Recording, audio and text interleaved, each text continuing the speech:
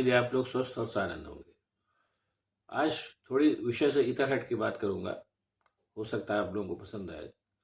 और आज की विषय जो है एक तरीके से भारतीय जनता पार्टी और कांग्रेस की हल्की फुल्की तुलना भी होगा। कांग्रेस का हालांकि गठन 1885 में हुआ, लेकिन उसका पुनरोदय एक तरीके से 1915 में हुआ, जब महात्मा गांधी ने संगठन की बागडोर संभाली। और अपनी जनपक्षधर नीतियों के चलते कांग्रेस 1947 में पावर में आ गई। और उसके अलावा उसने एक बहुत बड़ा जन आंदोलन भी चलाया, जिसमें बहुत से दलित उत्थान था और तमाम बातें थी। और उसके अलावा पावर में भी आ गई। और उसके बाद उसने संविधान बनाया और भी तमाम बातें की। ये सब हुआ। अब आते हैं भारतीय जनता पार्टी के ऊपर। भारतीय जनता पार्टी को हमेशा हालांकि लोग एक नया संगठन मानते हैं, लेकिन वो नया है नहीं, क्योंकि भारतीय जनता पार्टी का जो मूल संगठन है वो है आरएसएस, राष्ट्रीय स्वयंसेवक संघ, जो 1925 में बना था। और भारतीय जनता पार्टी और उसके पहले जनसंघ उसका एक आनुषंगिक संगठन था, जो पॉलिटिकल विंग के लिए के तौर पे बनाया गया था। अगर आप ये माने कि हालांकि उसके पीछे बहुत सी तमाम वजह थी, राष्ट्रीय स्वयंसेवक संघ बहुत सी वजहों से सामने नहीं आना चाहता। उसकी एक वजह ये भी कि अपने आप को कानून की पकड़ से भी बाहर रखना चाहता है। और वो एक एक थोड़ा चालाक टाइप का और बंद सा संगठन है, इसलिए उसने सामने भारतीय जनता पार्टी को किया, जो पहले जनसंघ हुआ करती थी। लेकिन एक तरीके से देखा जाए तो राष्ट्रीय स्वयंसेवक संघ ही भाजपा है, जो आज की तारीख में भारतवर्ष पर काबिज है। 10 साल की इसके शासन में ये स्पष्ट हो चुका है कि भारतीय राष्ट्रीय स्वयंसेवक संघ जो है वो कुछ लोगों के हित के लिए शासन करना चाहता है, और अधिकांश जनता का से उसका कोई सरोकार या लेना देना नहीं। ये कई मामलों में कई बार स्पष्ट भी हो चुका है। जैसे जब ये कोरोना फैला था, उस समय उसकी जो कोरोना के दौरान जो बदइंतजामी रही, तमाम लाखों करोड़ों लोग मर गए, ये भी है, तमाम बातें हैं। या जब किसान आंदोलन हुआ, तब आपने देखा कि किसानों के वो खालिस्तानियों जिन्हें क्या क्या क्या के परेशान किया गया, 700 किसान बेचारे मर गए। उसके अलावा भी जो है वो तमाम जो ऐसी बातें हैं, या जितने भी आप लोग अब तो चूंकि बातें लोग भूल जाते हैं, मैं याद दिला रहा हूँ। जवाहरलाल नेहरू यूनिवर्सिटी में जो छात्रों का प्रदर्शन वगैरह हुआ, उसको लेकर के तमाम बातें की गई, और उनको जो है वो टुकड़े टुकड़े गैंग, ये सब तरीके की बातें संज्ञा दी गई। कुल मिलाकर के भारतीय जो जनता पार्टी है वो एक ऐसा भारतवर्ष बनाना चाहती है जो पुराने तरीके का हो। और उसका मतलब जो पुराना मतलब वो है कि जिसमें कुछ लोग प्रभु वर्ग हो और ज्यादातर वर्ग कामगार वर्ग हो, ऐसा अभी बिल्कुल सामने स्पष्ट तौर पे दिखाई देने लगा है। समझने वाले समझ भी रहे हैं, और नहीं समझने वालों को भरमाने के लिए बहुत सी बातें उनके सामने हैं। भारतीय जनता पार्टी का एक मोडस ऑपरेंडाई भी है, जो मैंने पहले भी बताया, आज फिर बता रहा हूँ, कि झूठ बोलना, झूठ बोल करके लोगों को असली असली क्या नाम है जो मुद्दे हैं उनसे दिग्भ्रमित करना, ये सब सारी चीज़ें वो लोग करते हैं, ताकि उनके जो अपने वो हैं जो जो भी वो काम करना चाहते हैं, वो जनता की आंख में धूल झोंक के कर लिए जाए। आप लोगों को याद होगा कि तमाम बार जो है वो संसद में लोगों को निकाल बाहर करके और मनमाने कानून पास कर लिए गए। ये सब बातें आप लोगों को याद होंगी, जो मैं बता रहा हूँ ऐसा है। तो कुल मिला करके जो मैंने बताया कि भारतीय जनता पार्टी का जो पूरा रोल है वो कुछ लोगों के भले के लिए है, और ज्यादातर लोगों के हित में भारतीय जनता पार्टी नहीं सोचती। ये तो उसका एक मोटा मोटा इन दोनों पार्टियों के बीच का एक डिफरेंस है। कांग्रेस भी ऐसा नहीं कि बहुत दूध की धुली है, लेकिन बहरहाल भारतीय जनता पार्टी की तुलना में वो कहीं ज्यादा जनपक्षधर पार्टी है, इसमें कोई शक नहीं। और आज की तारीख में जो राहुल गांधी की तुलना में जो कांग्रेस फिर से इमर्ज करके सामने आ रही, वो कहीं ज्यादा जनपक्षधर है। वो अगर चुनाव में जीतती है कांग्रेस, या कांग्रेस संगठन जीतता है, तो उसमें कोई शक नहीं कि चीजें बेहतर होगी। नहीं जीतता है तब की तब देखी जाएगी। और हालांकि अभी तो नरेंद्र मोदी साहब तो अभी से धमकी देने लगे हैं कि 4 जून के बाद जो है हम और कड़े फैसले लेंगे, ऐसा हो रहा है। यानी एक तरीके से वो अपरोक्ष रूप से धमकी भी दे रहे हैं कि हम ऐसा करेंगे। भारतीय जनता पार्टी के अंदर एक और बात है कि वो अपने कामों को लेकर के ढिठाई भी बरतती है। जैसे फॉर एग्जाम्पल, उसके बहुत से एग्जाम्पल है, लेटेस्ट वाला मैं दे रहा हूँ।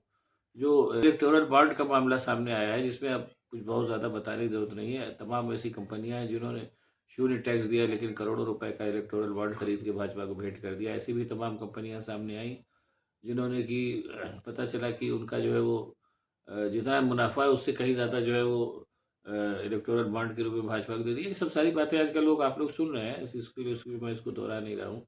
या आदित्य बिरला की एक इतनी बड़ी कंपनी सामने आई कि उसका 8,000 करोड़ का घाटा जो था वो माफ कर दिया गया, और उसने जो है 200 करोड़ रुपए के बॉन्ड भाजपा को खरीद के दिया। ये सब सारी चीजें सामने आ रही।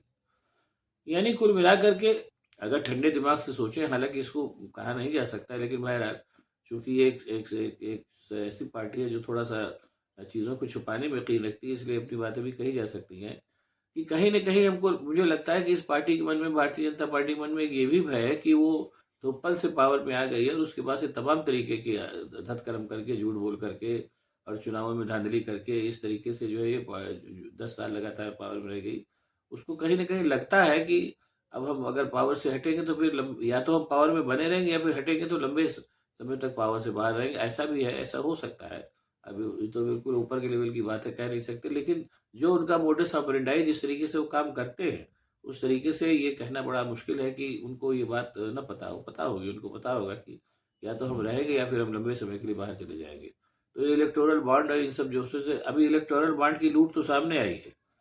मैं पहले भी कह रहा हूँ और अब आज ये फिर बात कह चाह रहा हूँ कि ये पार्टी जो है, भारतीय जनता पार्टी का जो शासन, ये जो शासनकाल है, ये तकनीकी लूट और तकनीकी भ्रष्टाचार के लिए जाना जाएगा। आप लोग इसको लिख लीजिए, ऐसा ही होगा। जिसका कि मैंने ये बात बहुत पहले कही थी, लेकिन तब ये इलेक्टोरल बॉन्ड का सच सामने नहीं आया था।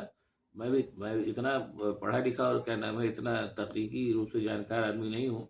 लेकिन जिस तरीके की बातें घुमा फिरा के ये लोग करते हैं और सारी बात उस तरीके से लगता था मुझे कि कहीं न कहीं अंदर ही अंदर भ्रष्टाचार हो रहा है। जो मैं फिर कह रहा हूँ कि तकनीकी भ्रष्टाचार के लिए जानी जाएगी पार्टी। देखिए, एक तकनीकी भ्रष्टाचार इलेक्टोरल बॉन्ड के रूप में सामने आ भी गया और बाकी चीज़ें भी सामने आवेंगी। भारतीय लोकतंत्र बहुत विशाल लोकतंत्र है। अब ये वाला जो चुनाव हो रहा है, इसमें मैं एक चीज़ और देख रहा हूँ, ऑब्ज़र्व कर रहा हूँ, मुझे पता नहीं किस हद तक सफल होगा, किस हद तक नहीं सफल होगा। ये जो चुनाव हो रहा है, ये कोशिश हो रही है कि ये लोकतंत्र को ही जड़ से खत्म कर दिया जाए, ये कोशिश हो रही है और इस कोशिश के खिलाफ ही चीज़ें चली जा रही हैं। इस वो ये कोशिश सफल हो, इसके लिए तमाम काम भारतीय जनता पार्टी कर रही है। अरविंद केजरीवाल और पूरा आम आदमी पार्टी को खत्म करने पे आमादा है, जेल भेज दिया है। कांग्रेस का सारे वित्तीय स्रोतों पे कब्जा कर लिया है, ये सब सारी चीज़ें हो रही हैं, ताकि जो है वो पार्टियाँ हमारे खिलाफ लड़ ही ना पाएँ और चुनाव हार जाएँ और हम फिर से पावर में आ जाएँ। देखिए क्या होता है, ये एक अलग बात है। और उसके अलावा जहाँ पर मामला और कमज़ोर है, वहाँ जैसे मैंने बताया कि ये लोग झूठ बोलने और अनर्गल बयानबाज़ी करने में माहिर हैं। जैसे अमेठी की बात है, अमेठी में स्मृति ईरानी दोबारा चुनाव लड़ने के लिए खड़ी हो रही है। जैसे कि रिवर्स सर्वे रिपोर्ट्स आ रही हैं, उन्होंने वहाँ कुछ नहीं किया है और वो जो चुनाव जीती में झूठ बोल कर के जीती हैं कि जैसे ₹13 किलो शक्कर दी जाएगी। जनता को लालच जनता कुल मिलाकर के जनता जो है एक सामान्य जनता होती है, कॉमन मैन होता है, जिसके लिए छोटी-छोटी रियायतें भी बड़ा महत्व रखती हैं। तो उसके सामने जाके ₹13 किलो चीनी और 400 का सिलेंडर जैसी बातें आप करेंगे तो जनता वोट दे ही देगी। जनता ने वोट दे दिया और स्मृति ईरानी फुर्र हो गई। अब फिर बाद में वहाँ अमेठी में मकान बना के कह रहे कि मुझे यही रहना, आ तो गई हैं, लेकिन कहीं न कहीं उनको ये भी डर सता रहा है कि राहुल गांधी चुनाव अमेठी से भी चुनाव लड़ सकते हैं। ऐसी रिपोर्ट्स आ रही हैं कि शायद वो अमेठी से भी चुनाव लड़ें 26 अप्रैल के बाद। पता नहीं सच है या नहीं सच है। लेकिन जिस तरीके की घबराहट के बयान देने लगी हैं स्मृति ईरानी कि वो पीएफआई से उनका वायनाड में संबंध है, उससे सब तरीके की जो अलग-अलग बातें बयानबाज़ी कर रही है, कहीं न कहीं उनके अंदर की डर और घबराहट को बता रहा है। बहरहाल देखिए, कुल मिलाकर के ये कहना मुनासिब होगा या जैसे मैंने एक बात है वहाँ अच्छा मैंने बताया ना कि जैसे कुल मिलाकर के ये एक ऐसी पार्टी है जिसकी एनालिसिस करना भी बड़ा मुश्किल काम है। वहाँ गुजरात में कोई इनके पुरुषोत्तम भराला साहब के कोई नेताजी हैं, उन्होंने कह दिया है कि ठाकुरों और राजपूतों ने अपनी बहन-बेटियाँ जो है देकर के फिर शांतिपूर्ण राज्य किया। उसको लेकर के पूरा राजपूत समाज जो है खड़ा हो गया है ना? तो ये सब कुल मिलाकर के इनका जो उद्देश्य है वो किसी न किसी तरीके से चुनाव जीतना है और चुनाव जीत करके केवल लूट की राजनीति करना है, जो इलेक्टोरल बॉन्ड से सामने आ चुका है। ये बिल्कुल स्पष्ट है। ये सत्ता का मतलब इनके लिए केवल अपने कुछ खास लोगों के लिए लूट की सत्ता स्थापित करना है। ये बिल्कुल स्पष्ट है। बाकी देखिए जो सामने आता होगा।